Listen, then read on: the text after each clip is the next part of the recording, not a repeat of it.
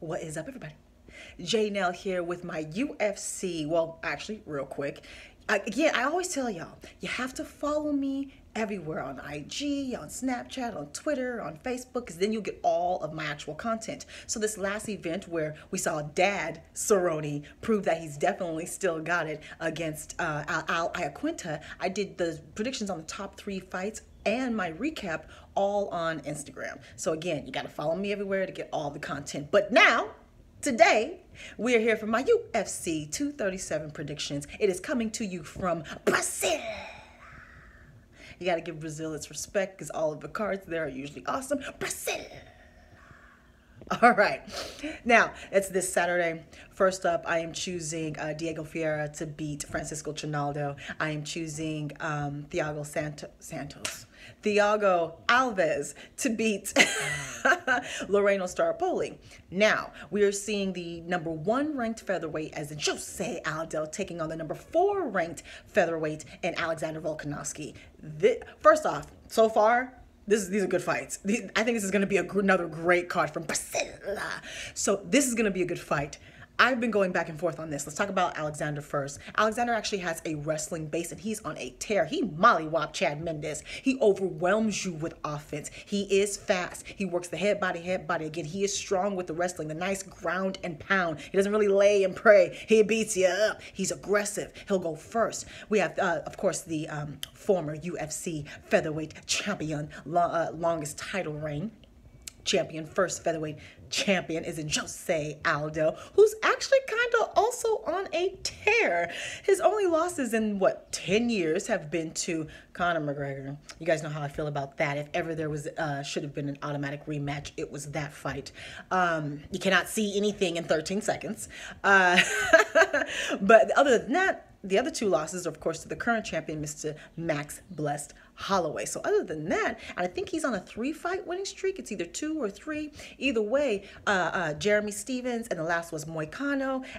He's kind of on a tear too. He's kind of got this resurgence. I thought he was 33, but he's actually only 32. Alexander 30. However, as you know, Jose in fight years is probably 42. Okay, let's just put it out there. He's also got these knick-knack injuries pretty much all the time. So the condition he's going to be in is going to be very important, especially due to, I think, the skill set that he'll need to use if he's going to beat Alexander, which is going to be the kicks. Now, the height, pretty much the same. Reach, pretty much the same. However, Jose has a 4-inch leg reach advantage, which with someone with the skill set of Jose, with the amazing Muay Thai kicks, the speed, the power, this is significant. And I think this is going to be his ace in the hole, or secret weapon, whatever you like to call it, because to stop the mobility, of course, of Alexander, the wrestling of Alexander. He also has, Jose has great takedown defense, but really you want to stop him from getting his arms around you at all. But because he has that wrestling background, Alexander might be slightly physically stronger than Jose. I'm not sure on that, but we all know that wrestling training produces a higher level of fundamental strength that we don't see from other art forms. So when we get into close quarters, up against the fence, holding Alexander's body weight, just holding him down, maybe not taking Jose down, but moving him around, muscling him around, landing some leg work, some body work, that could favor Alexander. He might be slightly stronger. So I think Jose's best bet is to tear apart that league leg. Don't let him get near you in the first place. So the 4-inch reach advantage on the kicks, to me, is key. If Jose doesn't have, he's had knee issues, he's had foot issues. If he's completely healthy, I think the kicks are going to get him this win. So I actually am going to pick Jose Aldo. But this is going to be a really good fight. And let me say, if I'm wrong, which I very well could be, Alexander, again, he is a prospect. He deserves to be ranked #4. And if he beats Jose, he deserves the next title shot, because I don't think there's anybody in line with Max coming off the Dustin loss and coming back down. I don't think there's anybody in line. So if he beats Jose, he deserves a title shot. Now, the question is, if I'm right, or if I get my pick and Jose wins, he's already lost twice to Max. But you can't say, who else is he supposed to fight? He's already ranked #1. We're going to see a little Uriah Faber thing happen, except for he's actually had the belt before. No diss to Uriah. But I'm just saying, we're going to see Jose fighting Max like 8 times if he keeps winning. You know what I'm saying? So what do you think should happen if Jose wins? Should he get another title shot after he's lost twice to the champ already? That's my question too. Now, moving on to the co-main event. So we have the number 10 ranked Jared Cannonier taking on the number 15 ranked Anderson Silva at 44 years old. Jared is 35 years old. And you're wondering, why is he taking the fight down? Because it's Anderson Silva. Come on. And it's in Brazil. Even though he's ranked higher, this is a chance for have a lot of eyes on him. A big win against a big name. Plus, Anderson Silva's kind of every fighter's hero. So this is a chance to fight someone you've looked up to. So I totally understand why he's taking this fight, even though Anderson Silva is ranked so much lower than him. That doesn't normally happen, but it's Anderson Silva. Now, so let's talk about Anderson Silva first, because he is a lower ranked person. Anderson Silva, of course, has that incredible Muay Thai black belt in Brazilian Jiu-Jitsu. He's the legend, living legend. I have no idea why he signed an 11-fight contract with the UFC. You don't need to fight that much. He's just fighting for the love. He's accomplished every single thing that he's needed to accomplish. He's going to be in the Hall of Fame as soon as he retires. So he's just simply fighting for the love of fighting and for the fans. Entertainment. And that's it. And that is commendable. You're putting your body at risk every time you do this. You're doing this for us. Thank you, Anderson Silva. This is a fight in Brazil, of course. Who knows if he wins or loses this fight, what will happen next? But again, everything you've done, thank you, Anderson, because you have no reason to fight. You're just fighting for us. Now, Anderson Silva, I think this is going to be a stand-up fight, which I think goes to Anderson Silva's favor. I was looking to see if Jared has some kind of a wrestling background or anything where he could grab a hold of him. I couldn't see it. Someone let me know if I'm wrong. But if this stays standing, Jared is not the style bender. He does not have the diversity in his striking. He does not have the dynamic athleticism that you would need to defeat Anderson Silva with a striking battle. Even at 44 years old, we are seeing that Anderson Silva still has that snap on his kicks, the power in his punching. His accuracy is not as much. That's the thing that's kind of weighing the most with his age. He's not nearly as accurate. But again, he's still able to beat the people who the younger guys because he's a legend. So even though the legend has faltered a bit, he's still really damn good, basically. So if this stays standing, I actually think Anderson Silva is going to win. And from what I could see from Jared, he doesn't have the grappling tools to make this a close quarters, dirty boxing, press him up against the cage, take him down type of fight. So I actually am going with the legend, especially in Brazil. If this is a decision, we already know in Brazil, I'm going with the Anderson, the Spider Silva. Now, main event, and we're seeing the UFC Women's Strawweight Champion, Thug Rose Namajunas, taking on Miss Jessica Andrade. And I know she has a nickname, and I'm so sorry, Jessica. My bad. Now, Jessica is the number 1 ranked contender there. She totally deserves this fight. She is, talk about on a tear. The last fight against Miss Carolina, we saw the first female one-punch knock out. And then shortly after, we saw another one. And it came from the strawweight division. I always thought the first one would come from the heavier weighted females. It came from Jessica. The power in her hands, the power in her wrestling. She's a brown belt in Brazilian Jiu-Jitsu, but I think that will matter. With her grappling, with her wrestling, with her strength, she is, I think her best bet is to take this down.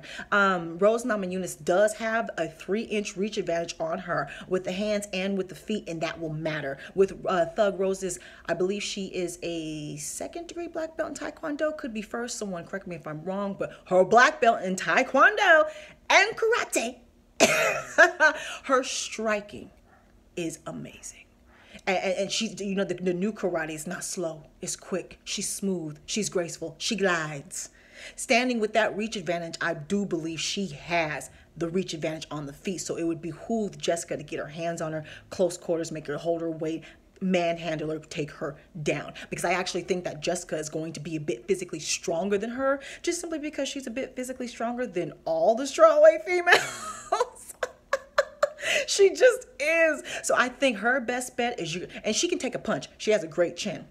Rose has power in those hands, but she's not a one-punch knockout artist like Jessica. So I think you might have to eat a little to get a lot, but you might take some shots. Be smart about it. Don't think you could just run through Miss Rose Namajunas, because with that karate, we know that they're way more powerful than they look. So you don't want to just take shots, but get inside of that guard, or her reach advantage. You're gonna have to get inside there, get in there quick and stay there. Get your hands on her. Dirty boxing, work the body, knees, push her up against the cage, make her hold your weight, try to take her down. I think Jessica's best bet is to get inside. You could get a short knockout from the dirty boxing, from a short uppercut. She has that type of power. She can generate power in small, short distances. So again, soften her up. If you see the opportunity in space, of course, taking it. But I think Jessica should play the long game. Get your hands on her, get her tired, soften her up, work the body, try to take her down, work a longer game, in my opinion, for Jessica Andrade. Now, I think this is going to be kind of a longer fight either way.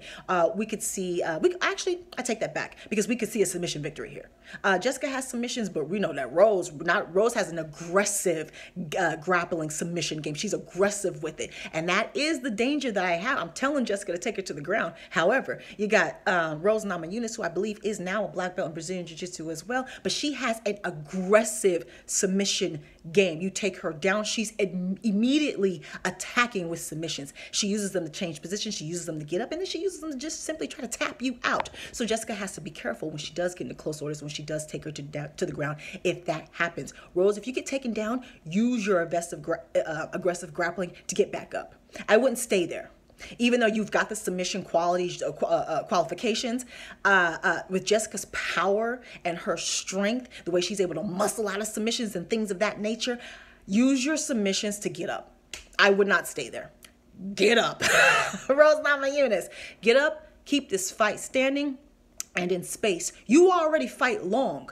Use that advantage, fight long, pick her apart from the feet. If you soften her up by cumulative damage, with your cumulative striking, tat her up, a Max Holloway way, tat her up, body, head, body, kicks, soften that body up, and maybe in the later rounds, you can get a KO, you can get a submission, standing submission, or something of that sort, TKO, something of that sort. So you soften her up on the feet with your cumulative damage in space. Jessica, you try to get in close, soften her up in close, and take her down. Who's going to win this fight? I'm going back and forth. Rose hasn't fought in a year, and that worries me. The fact that she was so mentally disturbed by the Conor McGregor situation. Come on, let's think about this now. This is a situation where you know who's attacking the bus, because you can see him. It's Conor. Okay? This is not you're not getting robbed. You know what I mean? This is Conor McGregor. You know he's not after you because he's calling out Khabib. So he's not after you. Now, you are caught in the crossfire like all the other fighters, but you didn't get glass in your eyes like Ray Borg. You didn't get cut up like Chiesa. You didn't get your hand cut up like some of the staff members on the bus and the coaches on the bus. Her physically, she was okay, but the fact that she was so distraught by this situation, which I'm sure was scary, but again, you knew who was doing the attacking. You knew they weren't after you, and you didn't get physically injured. The fact that she was so disturbed by this is a red flag to me. She's been off for a year because of neck surgery. Not hands, not feet. We know with something like your neck, something like your back, something like your knee, some fighters come in there on that first fight back and they're a little hesitant. They're not quite sure if the strength is there. And because she's shown, I don't want to say, she has shown a chink in the mental armor. So the fact that she's been gone for a year, coming off of neck surgery, worries me. Fighting is 90% mental. If she loses it, Jessica, this is the time to beat her. This is the time to beat her. I am sticking with Rose. I think the reach advantage. I really think she'll be able to keep this standing, and I think her submission, her grappling is enough to get herself back up to her feet. But however, I'm worried. And they say it's enemy territory, but everybody likes Rose. I don't think she's going to get booed in Brazil. They may not cheer as loud for her as they do Jessica, but I don't think it's going to be a hostile crowd. I just really don't. The outside factors, the weight cut, how long has she already in Brazil? Has she gotten acclimated to the environment in Brazil? All of these things matter. Be looking out for me to renege, especially after I see the weigh-in, so I see actually how they look in person, because I'm kind of going back and forth on a few of these fights. This is a great card. Let me know how you did on all of your picks. Let me know your picks. Give me any injury updates, any outside information. Let me know. Follow me on Facebook, Twitter, and Instagram, where I have 15 seconds and 1 minute predictions and recaps. I keep telling y'all. I'm on Snapchat now. Subscribe, like, talk to me, take care, and goodbye.